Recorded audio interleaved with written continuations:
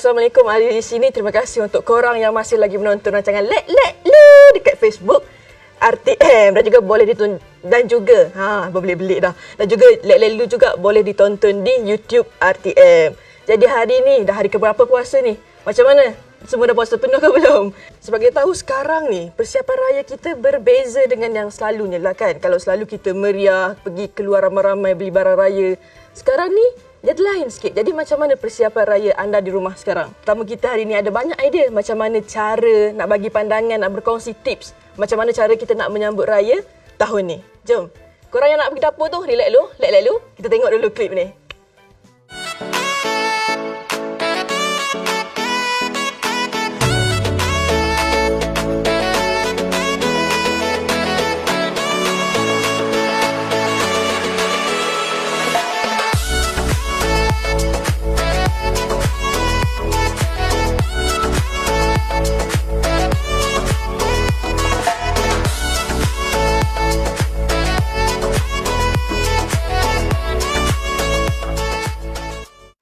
Jadi korang dah tengok dah siapa tetamu kita pada minggu ni. Bukan calon-calon orangnya. Sangat serba boleh. Macam-macam boleh buat. Boleh masak, boleh nyanyi, boleh berlakon. Itu tajuk kita hari ni ialah persediaan khas perayaan PKP. Dalam bracket PKP.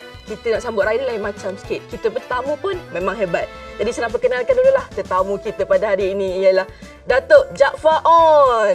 Apa khabar? Assalamualaikum Datuk. Salam. Apa khabar Datuk?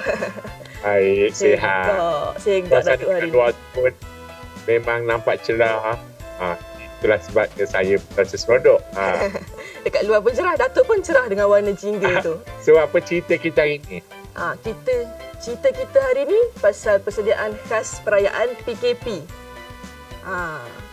Persediaan PKP ni tak ada beza je juga. Pasal apa saya kata pun dah duduk Kuala Lumpur ni lebih kurang 48 tahun di KL ni. Lama. Macam-macam benda yang saya hadapi ya. Jadi ada suka, ada ria, ada gembira, macam-macam pun ada.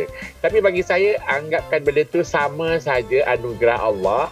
Yang mana sekarang ni kita telah diberikan satu percubaan diri lah kan, supaya kita ni kena cara hidup yang bebas dan mempunyai tanggungjawab sendiri bila kita zaman PKP ni lah kan. Betul? Jadi berbeza daripada yang biasa. Jadi berbeza daripada biasa lah, orang pergi sana, pergi sini, jalan sana, jalan sini kan.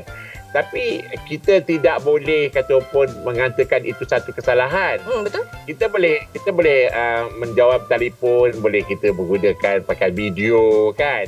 Kita happy kan. Tapi dekat rumah kita buat suasana tu ceria. Pasang lagu raya, kita tengok TV, macam-macam benda kat rumah boleh kita tengok. Jadi sepanjang PKP ni Datuk, apa aktiviti Datuk? Okey, pada mulanya saya tidak ada perancangan apa-apa. Bila semua sekali rancangan yang telah diaturkan untuk saya tu telah ditunda pada mulanya, tetapi selepas tu dikata dibatalkan. Jadi saya rasa jadi masalah ataupun saya rasa macam soalan macam tak tahu dah buat apa kan. Tapi itulah kerana Allah tu memberikan fikiran, kita boleh cakap tiba-tiba saya nak buat kek. Nak buat kek saja nak advertisekan dekat Facebook saya. Lepas tu tiba-tiba dapat sambutan. Orang kiri kanan, depan belakang ataupun daripada outstation, daripada mana-mana mula menghubungi saya. Tetapi bila saya dapat feedback daripada orang yang mana dia nilai rasa kek yang saya jual tu, dia kata sedap. Boleh tak apa, saya kata memang sedap. Itulah namanya anugerah Allah pada saya untuk membuat kek tu sedap. Katakan. Bukan daripada tangan kita, saya katakan Allah yang gerakkan segala yang turun kepada kita ni semua daripada Allah kan. Betul. Jadi di situlah mulanya saya membuat kerja bisnes online, iaitu menjual kek Jaafar On. Memandangkan sekarang Datuk dah buat kek apa semua kan. Jadi Datuk ada tak perkongsian macam mana nak menghias rumah untuk raya ni? Sebab raya kita dah lain tahun ni. Nak jimat hias rumah. Kita hias rumah pun kita kena ada cara tersendiri lah kan. Maknanya kita tak payahlah nak beria, nak pergi kedai, nak beli kain baru, nak apa. Kita dah simpan barang-barang lama tu banyak kan. Macam lansir lama yang telah pun kita adobe, kita keluarkan dengan warna yang berbeza. Kita menggantungkan apa yang patut. Tapi barang macam tu kita kena ceria-ceriakan di dalam rumah kita ni kan. Macam saya duduk di kondo je, dengan sedang. Jadi saya hiaskan mengikut aiblah kadar saja, mengikut apa yang ada dalam rumah saya. Kalau sekiranya bunga yang telah lama berabuk tu, Aha. kita basuh. Lepas tu kita cocok balik dia pergi dalam tempat dia. Lepas tu kita hias tempat-tempat sudut. Tapi bandangkan kondo ni ataupun di tempat tu agak terhad kan. Jadi saya rasa tak adalah ataupun ada masalah pada diri saya lah untuk menghias rumah. Tapi lagi pun rumah saya ni memang sentiasa dihias rapi lah. Bagi saya tak ada masalah lah. Zaman PKP ni membuatkan kita menjadi seorang yang ada imej baru kata puan. Cara kita pun teratur. Allah memberikan kita supaya begitulah cara hidup kita. Kita teraturkan diri kita. Pagi kita bangun, kita buat senaman. Ataupun pagi macam saya duduk kat kondo ni, turun tangga, naik tangga. Ataupun kita buat macam apa saja kerja yang boleh mendatangkan faedah pada diri kita lah di zaman kita sekarang ni, iaitu PKP. Mesti tak ada tips macam mana nak buat kuih raya senang-senang je ke? Kongsi resipi ke? Itulah pasal apa saya memang resepi memang ataupun menggunakan fikiran saya sendiri. Saya suka buat ataupun cuba try and error. Itu yang paling baik sekali kan jadi apa-apa resepi yang saya keluarkan, saya ada juga bersama dengan Radio Klasik membagikan tip-tip bagaimana untuk kita membuat makanan yang ringkas, yang macam mana kita boleh jadikan makanan tu sedap dan juga menyelerakan. Jadi janji bahan tu yang kita dah beli awal-awal kita simpan, maknanya kita boleh gunakan kita punya resipi tu kita perbagaikan macam hari ni kita nak berbuka puasa, kita buat mi Bandung kata. Besok kalau ada mi lagi kita lah buat mi kari ke macam tu. Jadi benda-benda tu kita tengok apakah bajet yang ada dalam simpanan kita untuk membuatkan zaman PKP ni lah. Jangan satu kita jangan membazir lah. Masa kita pergi membeli barang tu, kita cari, kita rangkakan. Aku hari ni kita nak masak apa, besok nak masak apa, lusa nak masak apa. Jadi kita rangkakan masakan kita. Selalunya saya sepanjang berapa tahun dah duduk di Malaysia ni, ataupun dah duduk Kuala Lumpur ni, setiap tahun bulan puasa saya akan susunkan apa agenda nak bungkus supaya kita tidak membazir dan kita makan tu cukup-cukup je. Macam tu kan. Jadi kena tips jimat jugalah ni kan. Tips kena jimatkan jugalah. Lagipun banyak yang kita kena jimat. Zaman sekarang ni banyak kita jimat. Kita nak berbisnes kat luar pun tak boleh. Kita nak bisnes apa boleh. Tapi syaratnya nasib baik kita dia ada, kataupun ada online boleh kita buat. Kan melalui online kita dapat menjual juga cara kita kan. Di rumah dia buat dia keadaan tempat selesa. Lepas tu kita tak payah nak cepat cari orang tukang gaji, nak jual. Macam saya buat sendiri, saya cuci sendiri, saya susun sendiri, saya hantar sendiri. Macam tu lebih kurang kan. Hidup kita ni tak ada siapa pun bersama kita. Kita hanya ada Allah dan kita berjalan cara kita sendiri. Hidup mati kita semuanya sendiri. Jadi apa pun penuhkan ilmu di dada dengan apa bidang yang boleh kita belajar, kita belajar. Kita walaupun macam mana pun tetap sendiri. Ada bini cantik ke, ada keluarga cantik ke, ada anak cantik, semua masing-masing dah kahwin pun duduk sendiri-sendiri. Jadi kita pun kena sendiri-sendiri, buat sendiri. Oh, siap nyanyi. Cari benda yang boleh mendatangkan kebaikan pada diri sendiri. Tapi satu lagi dia pesan, menderma lebih baik daripada kita kedekutkan dengan apa yang kita ada. Itu dia. Bagus betul pesanan tu. Saya boleh ambil pesanan tu. Okey Datuk. Panjang betul Datuk punya explanation, memang lengkap dengan nasihat. Memang saya boleh ambil nasihat Datuk. Kita nak rehat sebentar, nanti kita akan kembali selepas ini.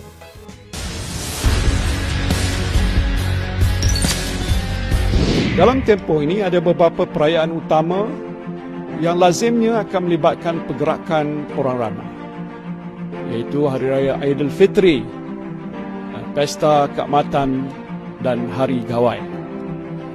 Jadi saya nak mengingatkan saudara-saudari tentang larangan pergerakan antara negeri yang masih berkuat kuasa dalam tempoh ini. Ini bermakna minta maaflah banyak-banyak. Saya mohon ampun demi untuk menjaga keselamatan dan kesihatan kita semua. Perjalanan balik kampung merentas sempadan negeri untuk tujuan berhari raya tidak dibenarkan.